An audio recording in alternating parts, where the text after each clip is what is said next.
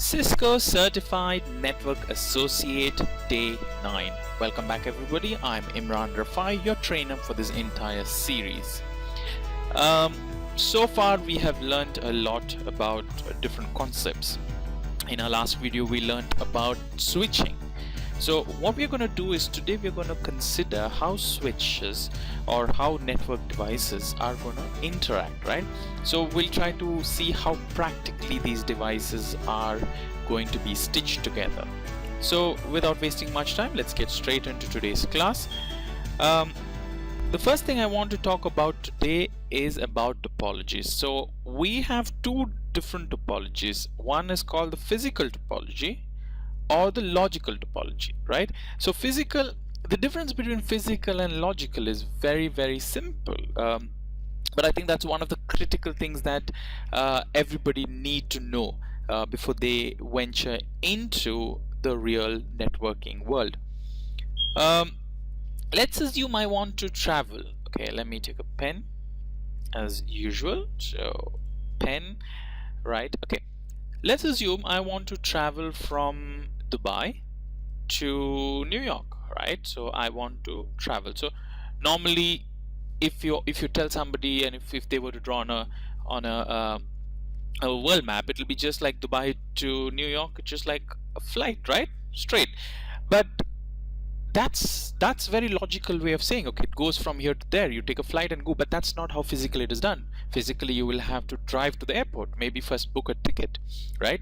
You book a ticket, you go to a travel agent, or you do an online ticket booking, you buy the ticket, you pay by credit card, or take a taxi, or maybe get somebody to drop you to the airport, or you can go to the airport, drop your car, check in, right? Show your ticket, check in, finish your security boardings, all those different things before you even get onto the plane. So once you finish that, you fly to New York, and then again New York you have the reverse process where you finish your customs and finish your immigration, then you take your bags, you take a taxi, or you get a friend or you get a friend to pick you up from the airport, and then you go to your destination, right? So this is how physically it is done. So logical and physical is like that. So when we look at devices, normally you will see people drawing network diagrams like this. So they will say, okay, PC is connected to a hub is connected to a switch is connected to another PC. So you have two PCs here, two PCs connected to a hub and switch is connected to each other, right? This is the logical topology. So if you go to Cisco Packet Tracer, if you have the liberty to use this software, Cisco Packet Tracer, you have a button here. So now we have chosen logical. So this is the logical topology. If I click on physical, right, I can click on physical, and let me go to that rack. So I can choose the rack. You say rack and just say jump to selection. We have gone into a rack, right? So this is how Cisco devices are connected. You will have a rack like this, right? Let me try to get a image from Google. Hold on a minute. Right, this is an image of a rack that I've got from internet, and this I don't take any rights for this image. This image is from the website. It is from C0op3r.com, images lab rack front, as you see on the screens here. So this is how a rack is. So a rack is going to be a physical rack like this, and then you have these Cisco devices connected and screwed on the sides, and so you will have like multiple routers next to each other, and you take wires and you connect and design the network like you want. So physically this is how the rack is. You'll have a rack, and as you add devices, these racks, so you can add another device here, you can add another device here, you can add another device here, right? And screw in the sides, so you can side, and you can design your diagram, right, the way you want by just plugging the cable. So in this case, you see this green cable. So this green cable is connected to PC00. You have the next green cable that's connected to PC1. You have the orange cable going to this orange switch. So hub and switch is connected using green cable.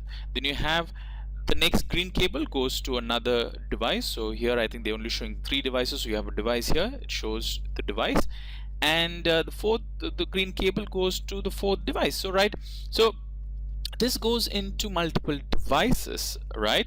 So this is how physical topology is. So as you add more devices on your logical topology in Packet Tracer or in real life, it literally means a device goes onto a rack here, right? So this is something I want you all to understand, the difference between physical topology and a logical topology, because most of the time when you're doing troubleshooting, you might have devices connected like this, right? So you may not get it in the logical form. You might be getting onto a new job, right? They may not have a logical topology like this. You will have to go to the physical topology, the server room, and look at these devices, trace them. You can use multiple protocols like CDP, for instance, right? So we'll try to talk about CDP maybe this video or the next video or one of the videos in future, right? You can use these protocols to identify what device is connected to what port, and you can physically look at it and draw your own logical topology, right? So that's one of the first things I want you to take before we start the class, right? So let's continue the class. So that is the difference between logical and physical topology.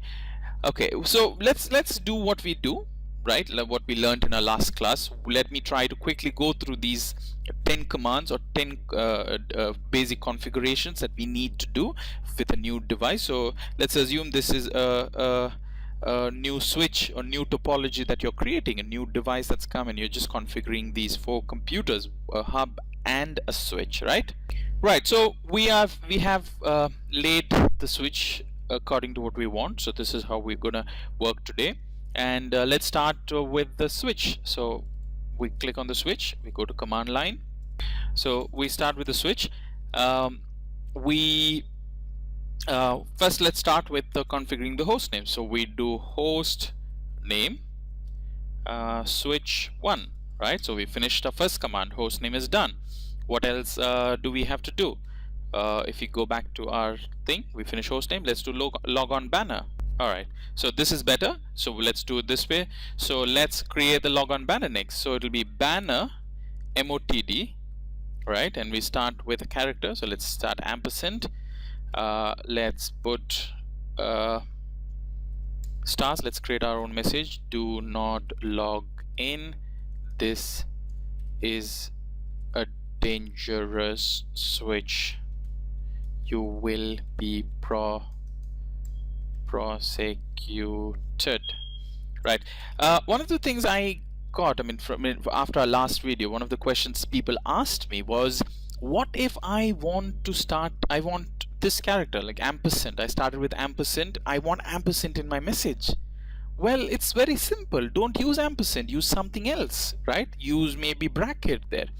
If you want to use a certain character in your message, then don't use that character as your starting character, because the minute I put ampersand here, let's assume I want ampersand here, right? So right now the message is here. So if I were to have a message which, let's say I want ampersand this message, this what's wrong with me today? This message will not get saved, right? And I might think, okay, this whole thing is accepted, but well, actually not really. They have accepted only so much. So if I go to do show run, right, you can see that my logon banner ended here, because after this the next thing I added here was the ampersand sign. So there's nothing after ampersand, whatever I typed did not come in my logon banner, right? So that's something we need to keep in mind, that if I want, right, ampersand in my message, I would maybe start with something else, maybe in an close bracket, right? Then I would put that message here, right? Right, I can say Tony and Guy networks do not log in if you are not authorized, right? And I can end with the exact same bracket. So I would do the same bracket and my message gets saved, right? So this is something you need to be careful. If you want a certain character in your message, then don't start with that character, right? So that's with the logon banner. Let's set the console password. So console, as we know, is line. So we say line console 0 because there's only one console port in every switch, so line console 0, right?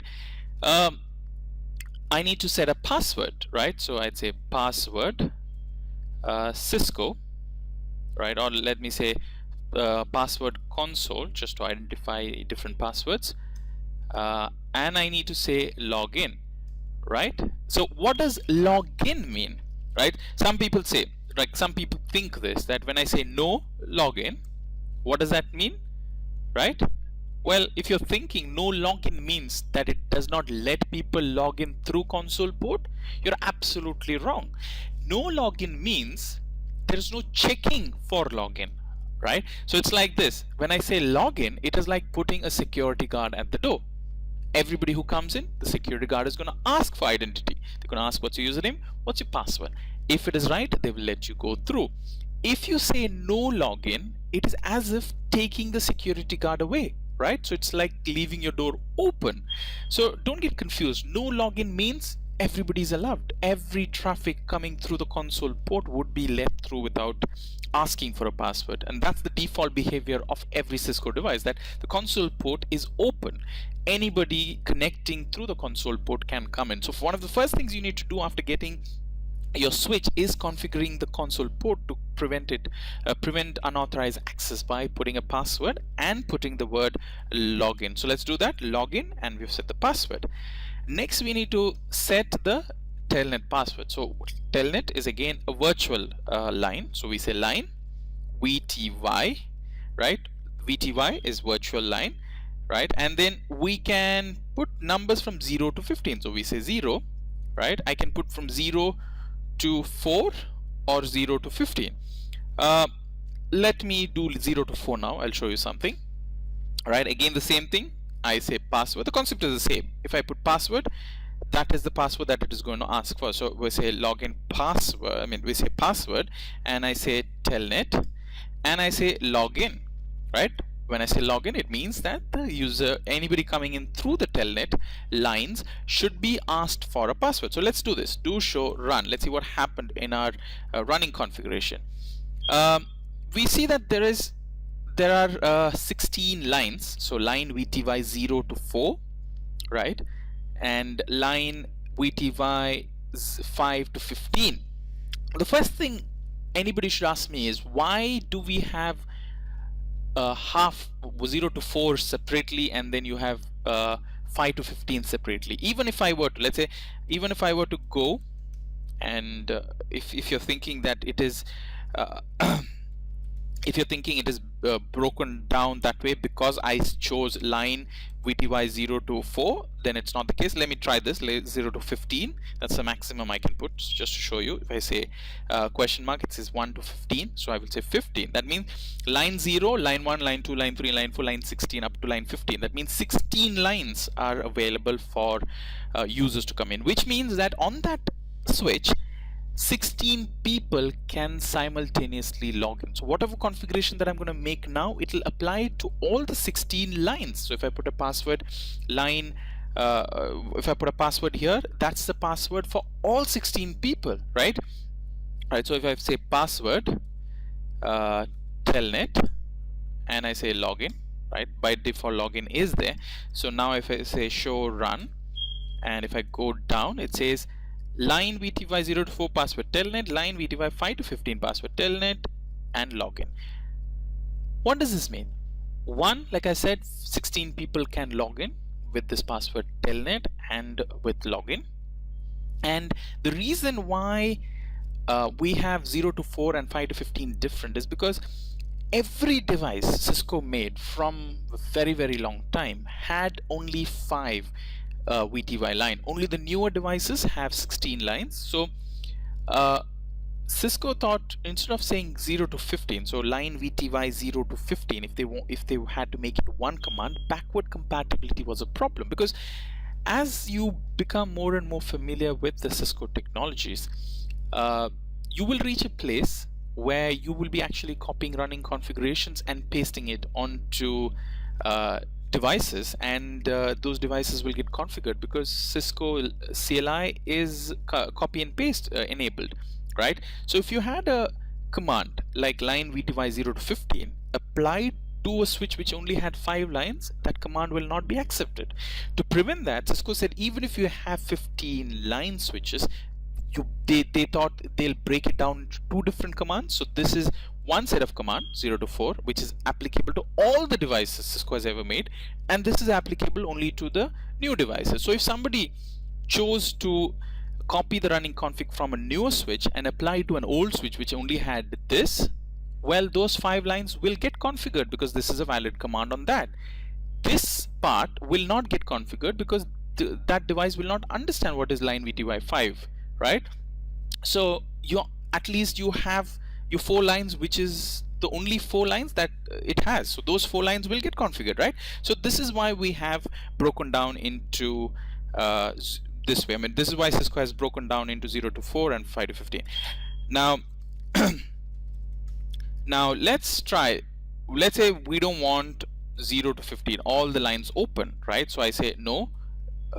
Sorry, right? So if I want to disable VTY, I can't say no login. You might think I can say no login. Well, if I say no login, what will technically happen is line VTY or the VTY telnet line is open for everybody to come in, right? But that's not what we want. We want to prevent people, right? So let me do this. We have done this.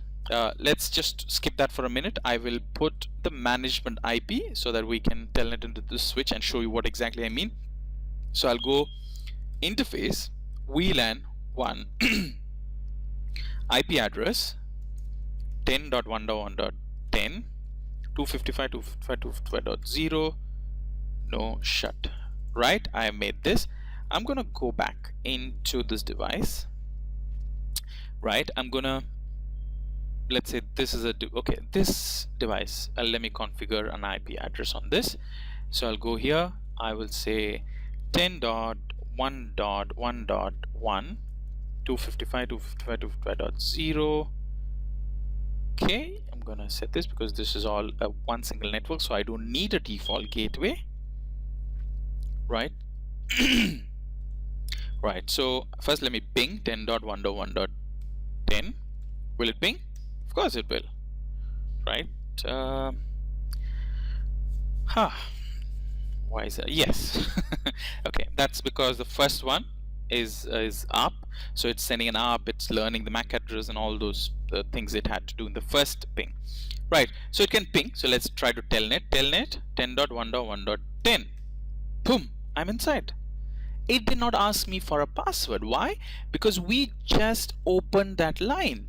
If you see here, I opened that line. I said no login for all the 16 lines. So line VTY 0 to 15, that means all the 16 virtual lines or telnet lines, and I said no login, which means it's open for everybody. Anybody who's got access to this network can tell into that IP address and they will let you go in. I can make all changes on the switch. So I can say enable. So yeah, I can't. This is one of the fail proof mechanism that Cisco has set, so that even if somebody gets in, unless there is an enable password configured, it will not let you through. So let's create an enable password. Enable password Cisco. Let's say enable, just to identify the password, right? Enable password enable. I say enable and password is enable, and it lets me in. So now I can make all changes on the Cisco device, right? So yes, Cisco has a fail-proof protection by having an enable password that is mandatory if you were coming from a telnet device. That enable password, even though we did not have enable password, it did not have a problem with us using, because like I said, this device, when you click and go to CLI on packet tracer, it's as if you're connected from console port. So this is for all practical purpose, this is a console port connection. So if you're coming from a console port, even if you don't have enable password, it will not have a problem. It will let you access, it will let you do all the configuration, right? But if you're coming from a virtual line, telnet line, it will not let you access without enable password. So we have done the enable password, so that's all right now. So we don't want this thing to log in without a password, so we are going to wait. We are going to create a password. So line VTY 0, let's say we want only one line, so we say 0 to 0, right? Okay, so we say line VTY 0. Line VTY 0, what does that mean? It means that only line VTY 0, that's first line, is enabled, right? And I'm gonna put a password login, right? Password telnet, but I'm going to disable all the other lines. So how do I disable? Line VTY 0 to 1 to 15. That means I'm not configuring line VTY 0, which I want to access. I'll say no password, right? And I will say login. Now what does this mean? Login is disabled on line 2 until password is set. That means what I've technically done is I've put, so if I go here, show run, and if I see, this is what has happened. Line VTY 0, that means first line, I put a password and it is logging, no problem, so that will work. But line VTY 1 to 4, login is enabled, that means there is a security card, but there's no password set. That means security card is not going to accept any password because the password is not set, right? So that's what it says in this message. It says login is disabled on line 2 until password is set. So now if I go from here, let's say I say telnet 10.1.1.10, right? It's asking for a password, and this is telnet, so I do telnet as a password.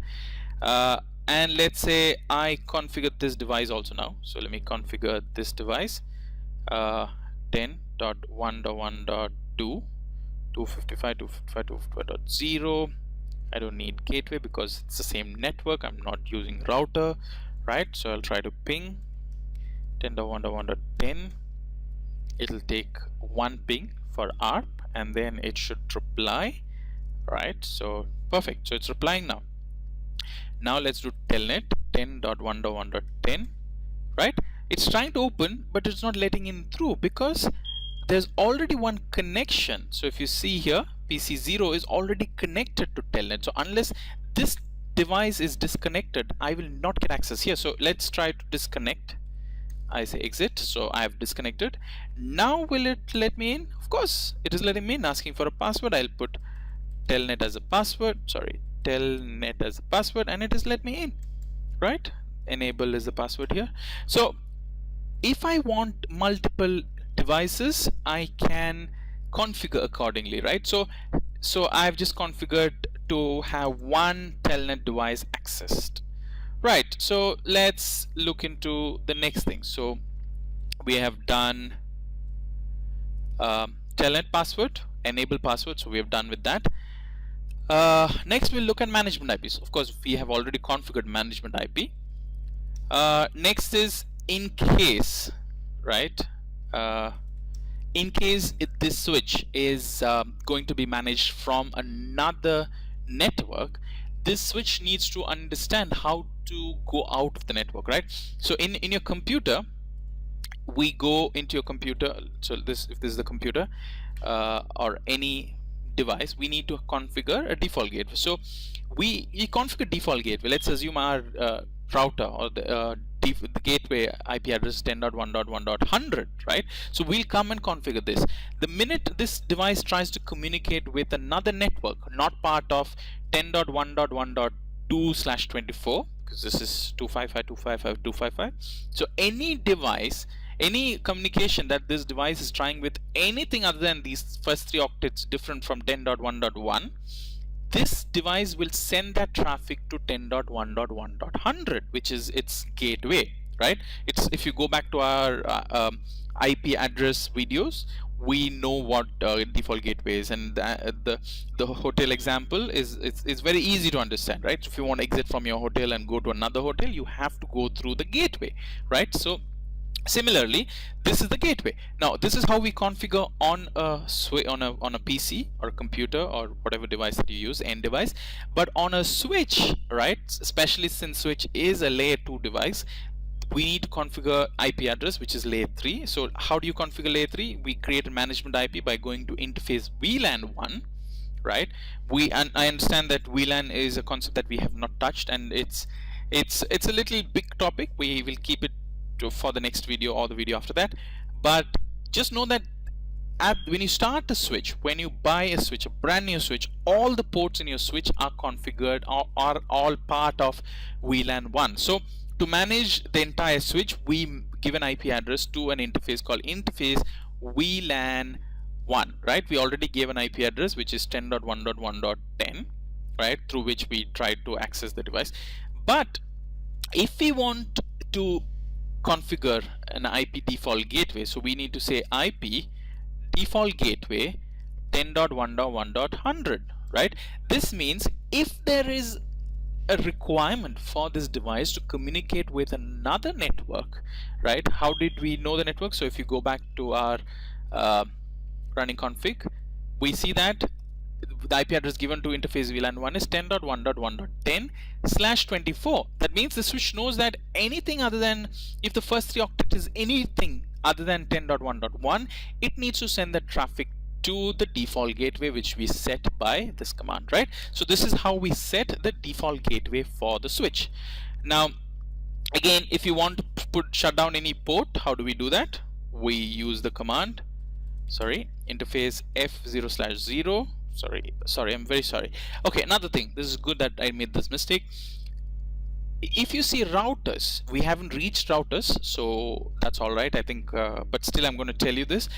Routers will have numbers starting from f0/0 or g0/0, but switches will always start with f0/1, right, or g0/1, depending on whether it is gigabit ethernet or fast ethernet. So in this case it is fast ethernet, so it's f0/1. There's nothing called f0/0, and that's because routers were made by Cisco. Cisco invented the routers, so routers number scheme for Cisco always started with 0/0 and they continued. Switch it's a catalyst switch, and it is a switch bought from a company. Cisco acquired the switching technology from another company. I think the company was called Kalpana or something. It was an American company. Some American Indians were there, that's why they have the name called Kalpana, which is a very Hindi name. So this catalyst switch was acquired from this company, right?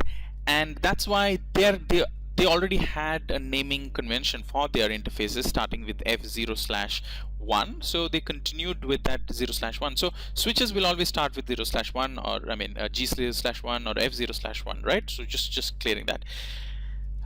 So if I want to shut down this port, I just say shut down, right? That's it. That port is physically down now, right? So if I want to open the port, I just say no, shut down, right? So the word no, right, you can see that state to change state to up.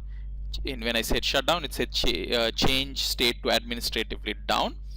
So let's do this. Let me do shutdown again and do show IP interface brief. Okay, these are the commands that I think you will have to note down somewhere. These are all the troubleshooting commands. So this is one of my favorite commands, show IP interface brief, because it gives you a quick snapshot of all the interfaces in the switch.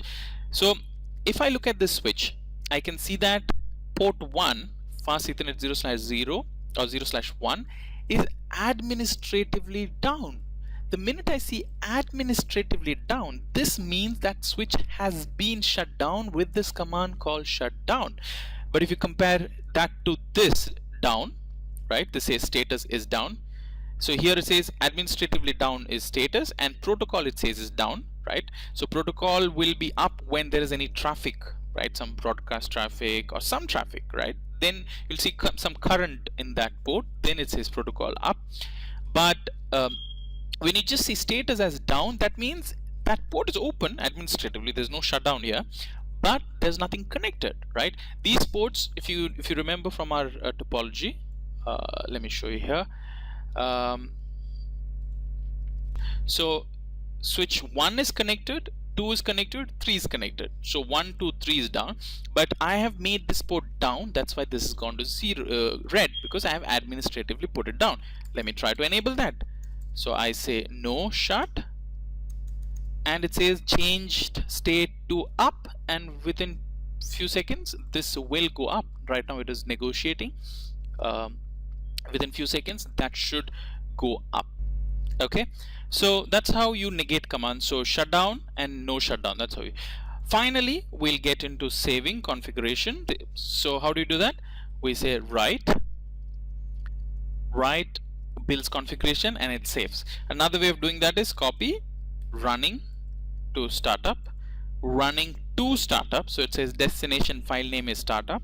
Whenever you see something in these square brackets, you can just hit enter if that's the right command that you want. So it's telling destination file name should be startup configuration. You say yes, and it builds configuration, and this whole thing is saved, right? Now let's go back to our diagram.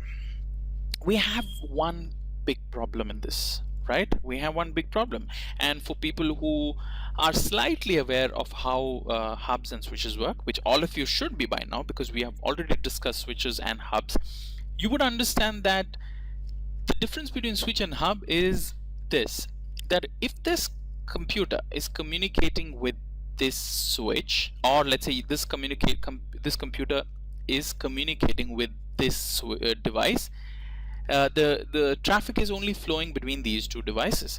But on the other hand, if this device is communicating to this device, right, this hub will send a copy down on this port. So let's say this communication is happening like that, right? They are talking to each other, so I'm going to put an arrow on either side. The hub, instead of just sending that traffic on on these ports only, it's going to send a copy to the switch, right? That's how hubs work. Now that's the problem is also, so let's assume you're the administrator, right? And let me see if I can erase this, right? So I'm erasing this, okay, right? So let's assume you're the administrator sitting on PC1 and you're trying to telnet to this device, right? You're telnetting to the switch and you're going to make changes. Everything that you're sending from here to the switch will be read. Let's say there's a hacker sitting here in PC0. He can read everything because he gets a copy of whatever communication that this PC is doing with the switch. So he sends a telnet request, the switch will reply with that prompt of username and the password prompt, right? So there are many packet analysis softwares available, like Wireshark, for instance. One of the most beautiful softwares for packet analysis is Wireshark. It's a free software. We will be using Wireshark as we go along in this series, but you can download, you can go search Wireshark on Google. You will see multiple videos on that. So what you could do is the hacker can just run Wireshark here, and even the password that this PC is sending to this switch will be received by this PC, right? So technically he has all your information for him to hack into the switch and do whatever he wants to do. So that's one of the main reasons why we wouldn't put a hub in our new technology, in the new networks as of today, right? So today almost all the big companies are replacing hubs with switch. I mean, hub was a stopgap arrangement. I think companies should not even use hubs, right?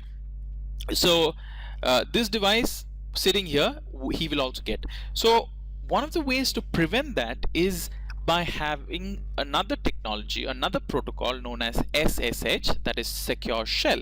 So let's see how we can enable secure shell. So that secure shell or SSH is another way of telnet. So you can do exactly things like telnet, but it is a secured way of doing telnet. That means there is a password encryption. I mean, there is an encryption of the traffic. So even today we have traffic. It's like this. Let me see, I'm just doing this on the fly. Let's say there is a secret development that's happening with the Department of Defense, right? So they have developed a beautiful technology which they want to transport to another research facility somewhere across the country. How do they do that? They do it with trucks, for instance, right? So a truck comes in to the gate of this site A, where this new technology is. There you have security guards at the gate. So the security guard would ask for the username and password, right? Like how we have. So at the moment, Telnet, it is asking for username and password. So once the password is authorized, that truck is allowed to go in. Now let's assume the truck is an open truck. That means it just has a trolley at the back, but the trolley is not covered. So they put the technology, whatever that device is, on the truck, and the truck starts moving out. Now this is how Telnet is. When the truck is moving, the load or the cargo is open, it's exposed. Anybody sitting out can just have a look at that cargo and know what it is, right? But we don't want that. We want the truck to be covered or the cargo to be covered in such a way that nobody outsiders, I mean, we want the cargo to be covered. That means the bystanders or whoever wants to look in, they should not know what is inside the truck, right? That's what SSH is. In Telnet, you have username password. That's as good as the gate, the security at the gate. They ask you for a username password. They're just verifying if you're the person who you are and if you're authorized to go in. That's authorization. You go in, you collect the device, and you come. But those, the technology or the load that you're carrying, if you don't want people to see that, you cover it, right? So SSH is like that. SSH is where the data transfer between devices is encrypted. Only those people, right, these two devices, end devices, because they know the encryption, only they can read, right? Nobody else. So even if this guy gets, when I'm doing SSH communication, when this PC1 is doing SSH communication with switch 0, since it's a hub, PC0 will get a copy of it. There's no doubt about that. But the question is, will he be able to make sense with what information he's receiving? So he might get that, he will not know what it is. Exactly like a covered cargo. People can see that it's a cargo, but they don't know anything because it's covered. They can't even see inside. So that's what SSH is. So let's look at SSH. To enable SSH, there are these 6 steps that we need to follow. So let's start. First thing is hostname, and this switch we already put a hostname, so I'm not going to do that. Hostname is done. Next is domain name. So the command for domain name is IP domain name. I can say nwking.org. You can give any domain you want. Next, we would create something called as secure key. How do we do that?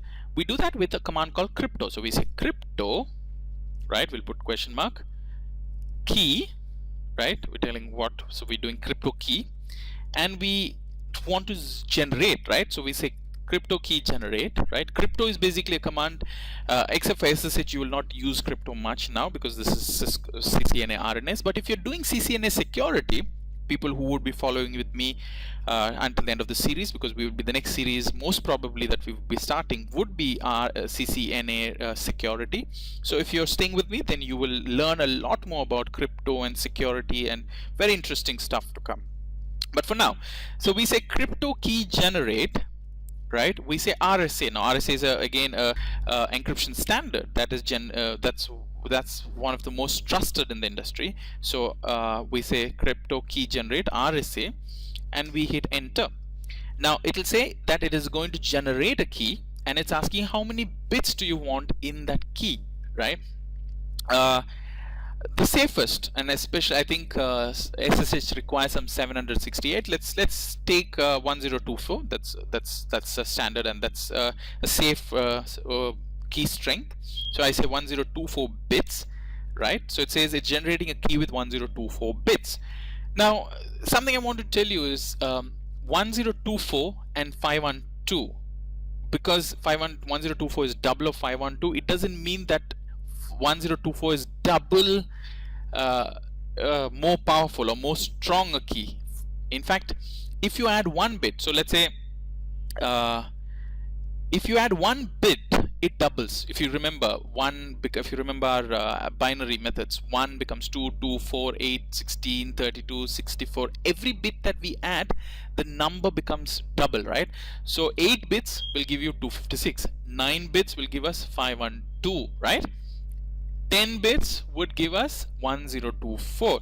So here we are not talking about the strength. We are telling how many bits are required, right?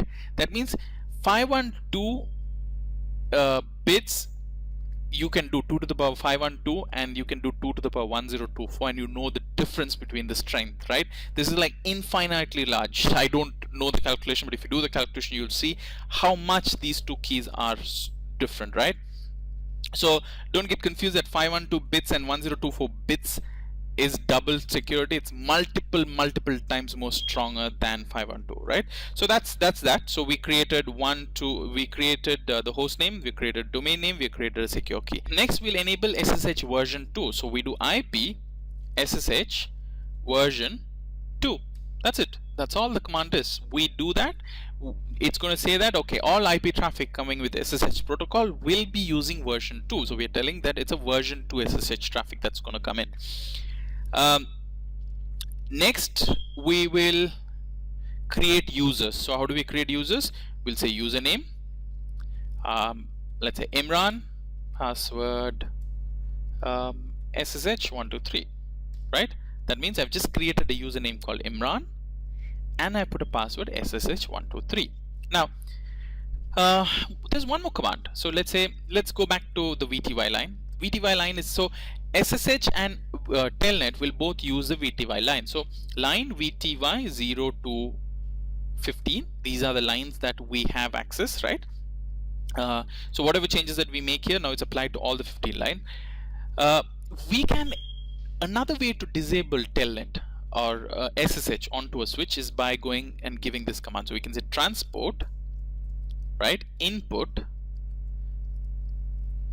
none, right? So it's telling these lines, line VTY 0 to 15, allow input of none. When I say none, it literally will not let any traffic. It will not let telnet, it will not let SSH, and it's as if those lines are disabled, right? So if I go, I'll go back to this device, and right, I'm here.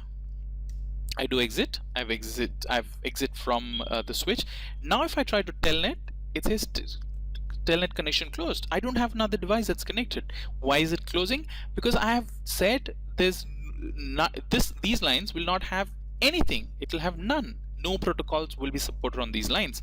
So if I want to enable only telnet, I will say transport input telnet. We'll try this again now. Oops, sorry. Oh, sorry. We'll try this again. It's letting me in, right? So this is how it is. So what we'll do is we will, as a security measure, we'll not let telnet traffic. We will only let SSH traffic. So we'll say transport input SSH. That means now if I try logging in, will it say? It say no, it will not let me access. Now we'll try to log in by SSH. Alright, so let's see how to use. So the usage, you can just type SSH and hit enter. It will tell what is the usage. The usage of this, the format for getting SSH is by doing SSH -L, username is Imran, and target is the IP address 10.1.1.10, right? It's asking for a password. What was the password we gave? SSH123 SSH123. Oops, it's not accepting that password. Telnet. Okay. All right. So okay, this is wonderful. Now this is another mistake. It's good that happened here, so that I can show. I should have added this as part of the steps required. Now what happened is I tried these passwords. It did not work. I tried SSH123, which is this. SSH123, which is what I was expecting it to accept, but it did not accept. I tried again, it did not accept. Then I tried this password, right? Which password? I went back to, if you go back to running configuration, so let me show that here. Do show run. What is the password that I have set in line VTY 0? It says password telnet. So I tried telnet, it worked. Why did it work? Why did it not take the username, but it chose to take the password? Now that the trick for that is in this command.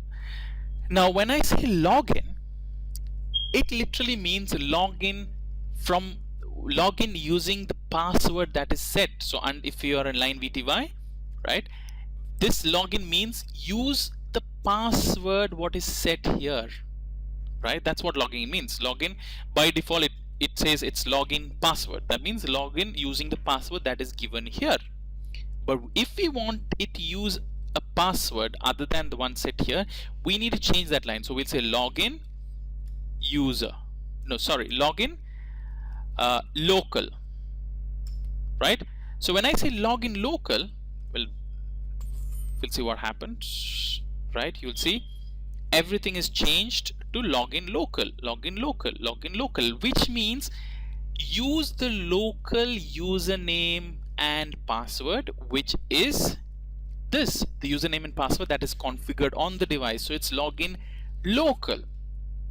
I don't know if packet tracer supports others, so if we will just do a question mark there and see what is supported. Here it only supports local, or just leave it blank, right? So we need local. But then as we learn in a later part of the series, especially security, we will see that you can make use of ACS, right? We can use TACACS, we can use Radius. These are different protocols used by the Cisco access control server. So even with the Cisco ISE, the identity security engine, which is definitely, these are things definitely not part of your routing and switching, but I'm just giving you ideas that there are devices like ISE which can use Radius and TACACS plus.